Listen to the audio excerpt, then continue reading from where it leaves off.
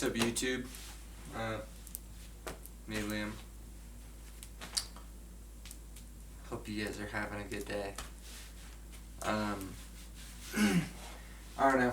I don't really know exactly what I want to talk about, but I do want to talk about one thing. I haven't talked about it on the channel at all, but I bought this BMW, BMV, whatever, quite a bit ago. I want to say 6, 7 months ago, somewhere around there. Hell of a deal on it. It's, for anyone who cares, a 1986 BMW 325e, which is also nicknamed the E30, and dream car, saved up, got a hell of a deal on it. It was $1,800.50 for a 300,000 mile but still running motor. I had guys trying to sell me a rolling shell, which a rolling shell is no engine, no transmission, which you don't gotta be car savvy to know it's literally just nothing, right? Try to sell me that for $1,500, $1,000, everyone thinking they're sitting on a pot of gold. And then I was checking on Craigslist, because mostly I check on Facebook Marketplace, but I was checking on Craigslist. There's this guy selling an E30, said still running, but he kind of advised to bring a trailer, but that it could still run, that it was still functioning. $1,800. I was like, holy shit! Let me message this guy, talk to him. He's 7 hours away from me, 6, 7 hours away, somewhere around there. And I messaged him, and I'm getting all the plans going. They were going. Got my buddy to come with me. Drove 6.5 hours there.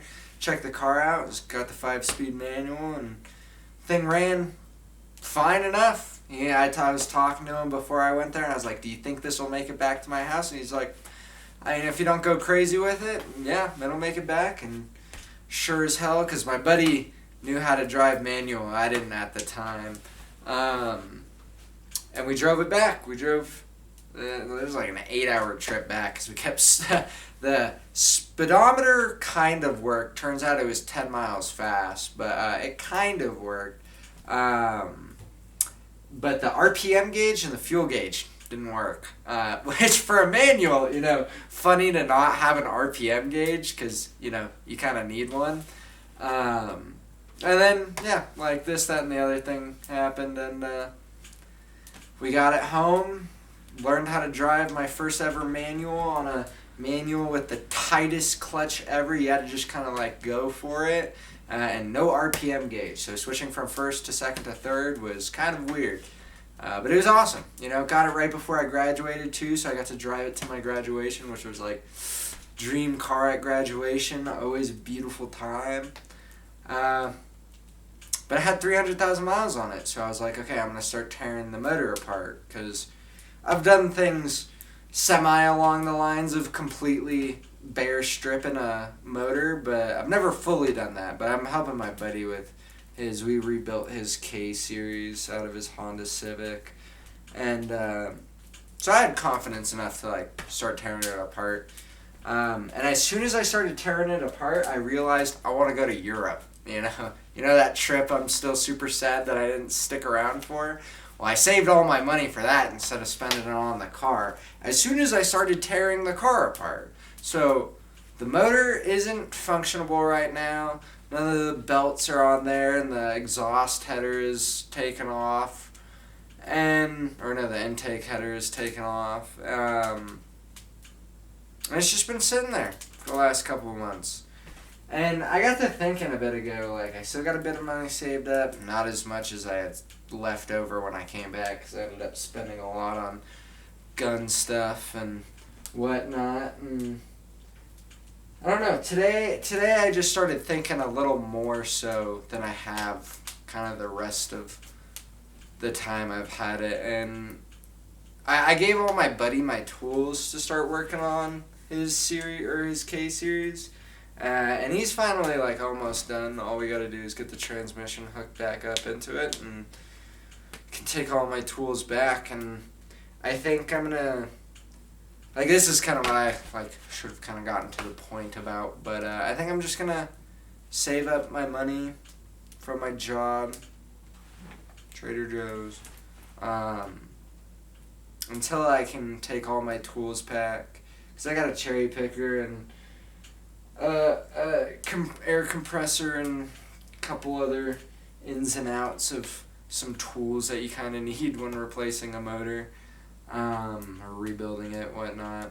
And once I get those back, I'm just going to start getting the motor stripped, put it in the bed of my truck very safely, bring it to a machine shop, have them do their machine stuff. Could explain it, but I don't know, it's kind of nerdy.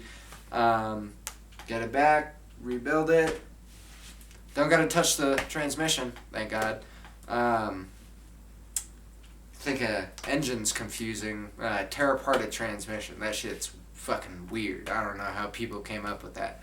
Meth and cocaine, most likely, came up with the transmission. Not gonna lie. But that's what I've been just thinking about the last couple days, is my dream car is sitting outside, rotting. I mean, it's actually extremely good condition for how fucking old it is. Rust spots here and there, but no rust on the frame. Like, literally no rust on the frame. He, like, stripped it down, covered it, paint job on the frame, so there's literally no rust on it. I've stripped parts of it that I thought were rusting, and there might be rust underneath the paint, but nothing. That fucking car is in immaculate condition for a nearly 40-year-old car. 39 years old, to be exact. And I'm gonna spend the next year of my life tearing it apart and rebuilding it. Hopefully before 2026 I'll have my dream car running again. And once I have it running, that's when we spend the money on making it look good, you know. Functionality over looks. You could have a pretty piece of shit, but if that thing can't run, it ain't worth shit. I don't know. I know not a lot of people kind of understand the, like, connection with a car, because, like, it's just an inanimate object. Most people don't really care too much.